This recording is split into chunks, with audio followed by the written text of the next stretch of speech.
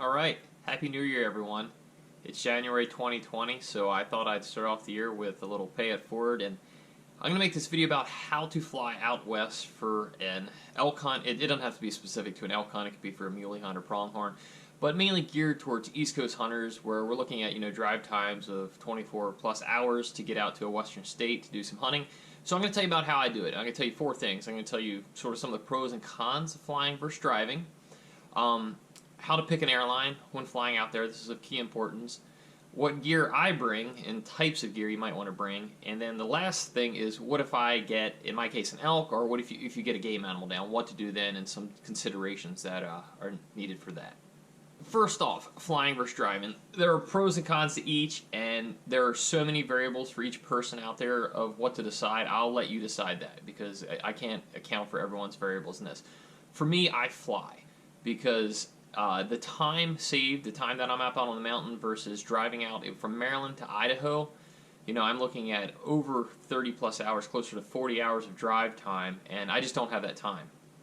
So flying out is really the only option for me, and it allows me to have extra time on the mountain. And it does have its challenges, but I've encountered many of the problems and solved most of them on the way, and I can explain them to you and things that you might encounter and what you need to do about that as well. Okay, so if you've decided to fly, you're coming from the East Coast, want to go out west on a hunt, what do you need to take into account? So first thing is picking an airline. You have many choices when picking commercial airfare. For me, it really is narrowed down pretty simply to Southwest Airlines and or Delta. I prefer Southwest above all the others because they allow 2 free bags under 50 pounds, as well as a carry-on bag and a small item that can go under the seat. And this is valuable. This allows me to bring 4 pieces of gear, which I'll show later in the video, that are, I think, essential to my hunting endeavors out there. In addition, that's not at any out-of-pocket cost other than the fees of the airline. So speaking of fees of the airline, I haven't paid for an airline flight in the last 5 years. I've been using points, credit card points specifically. There's many Southwest credit cards out there. I'll put a link in the description if you're interested. So that's another way you can save some money every year and put that towards your elk hunt. I know everyone's like, oh, the cost of a hunt is pretty expensive, and it certainly is with license and tag fees skyrocketing everywhere. It's good to save some money where you can. So I'll put a link in the description of some credit cards you can sign up for. Again, always pay your balance, but it's something to consider in terms of saving significant costs. So I don't really ever pay for my flights out there. Nonetheless, my choice is Southwest. Now, an issue with Southwest is they don't fly too many destinations for western hunts. Southwest does not fly anywhere in Montana, and so this greatly limits. In Idaho, they're only flying to Boise. In Colorado, you have Denver. So there's other airlines to consider. My next airline I would consider would be Delta. They tend to be pretty friendly. That being said, you're still possibly going to have to pay for bags and such, so that's some additional fees that you need to consider when you're calculating the cost of your hunt. I would probably try to avoid American Airlines. They're not very friendly to sportsmen. They haven't been very friendly to sportsmen in the past. This is a well-known issue with them, so that's also something to take into consideration with your airline choices. Okay, moving on to gear. This is probably one that everyone's interested in. Everybody's a gearhead these days. What gear do you need? I don't think you need the best top-of-the-line gear on the market, especially if it's your first hunt out there, but what essential basic gear do you need to get by? Now, I've done a gear review that you can see on my YouTube channel. I'll link that in the description as well. But there's 4 pieces of gear I bring, and I'll show you those here. You'll need 4 main pieces of gear. I have 3 of them here. The other is my bow case. So the first primary piece of gear is your pack frame. Here I have my Mystery Ranch 80. I did a review on this. You can check my channel to see that. Great pack frame. Before this, I had a Alps Commander's pack. Also good pack frame. So I can fit most of my elk hunting gear in this and keep it under 50 pounds so as not to go over excess baggage charges, fees with the airline. So I check this with the majority of my gear. In addition, I check my bow case. I don't need to show you a picture of it, but you can take the foam out of your bow case as well and use your extra clothing that you can't fit here in your pack frame for your bow case. And then in terms of carry-on, I have 2 items, and this is sort of important. One I just purchased this year, and this is this Polar Bear cooler. And I really like this. This is a 24-can Polar Bear cooler, fits in the overhead bin, and I can take a few items in this. But more importantly is not what I take in this, but if I get an elk, I can throw the meat in here. It's got an inch of foam insulation inside, and it's solid, and that meat will stay frozen. I bought back both the loin and tenderloins for my elk in this, wrapped them up in trash bags, froze them solid, and brought those out this year. Okay, last question. This is what everyone asked me about. What to do if I get an elk? So, or another big game animal. Elk especially, because you're dealing with a very large animal, and how do you bring back the meat on a plane? So here's what I do. So when I book my airline, again, I mentioned Southwest, I book 2 one-way flights. So I'll book BWI to Boise as a one-way ticket, and I'll book Boise back to BWI as a one-way ticket. And the nice part about this is Southwest has a very generous cancellation policy where you can cancel your flight up until, I think, 10 minutes before the flight leaves at no additional cost to you. So one other tip I'd say is find a buddy or two. Dispersing the gear amongst 2 to 3 people is much easier than flying alone. So if you have a partner to go out there with you, it'll make life much easier. Again, hopefully one of you gets an elk, and then bringing an elk back on the plane actually becomes easier. So if you're by myself, or you go out there, shoot the bull of a lifetime, shoot a 350-inch bull, I would not trust the airlines with those antlers to bring those back. That's why I mentioned booking a one-way flight. You can cancel your flight. You won't be out anything if you book it through Southwest, rent a car, and drive back.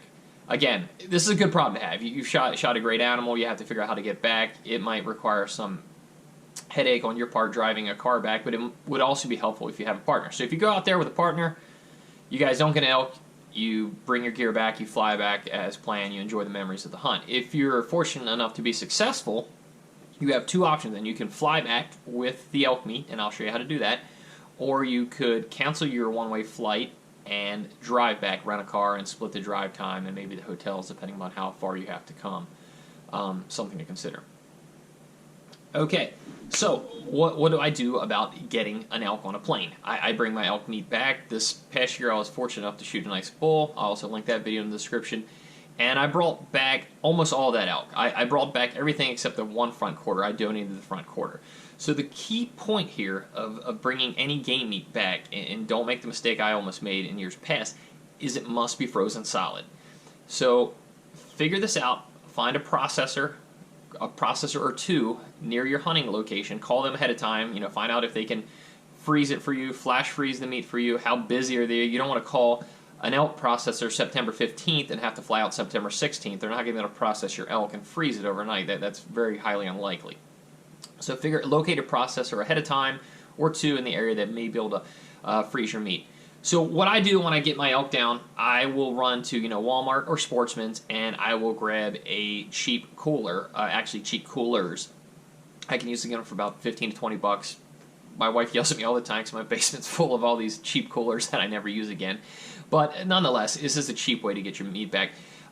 Keep in mind, though, that you still need to stay under 50 pounds for bags, or you're going to be, with Southwest, you have to pay $75 oversized fee if you go, or overweight fee, excuse me, if you go over 50 pounds. So get a couple coolers from Walmart. This past year, and you'll be able to see my picture here of what I brought back, I brought back everything again but the front shoulder. So I put the loins and tenderloins in my carry-on, in my polar bear cooler, which I showed you, and I was able to bring that on the plane. Now, your carry-on typically isn't limited to weight, so it's limited to size, so you can cram as much in there. I froze both loins and tenderloins, shoved them in there. Now, the TSA guys had to take them out of the contractor bags they were in and dig in there and make sure that's what they were, but nonetheless, they were still frozen. I flew Boise to Denver, had about a 2.5 hour layover in Denver, then Denver back to BWI, and it was middle of September. It's pretty warm. When I got back home in Maryland that evening, the loins and tenderloins in the carry-on were still frozen, let alone the meat that was in the cooler underneath the plane, which stayed frozen because that section of the plane's not heated. So that's the carry-on issue. So I take the coolers, and I was able to bring back 3 50-pound coolers with the meat in it. And what I do is when I arrive at the airport, I purchase the coolers, have the meat in them, make sure it's frozen, put them in a contractor bag or 2. They don't want coolers with thawing out and leaking blood on other people's luggage, which I totally understand. So bring the duct tape.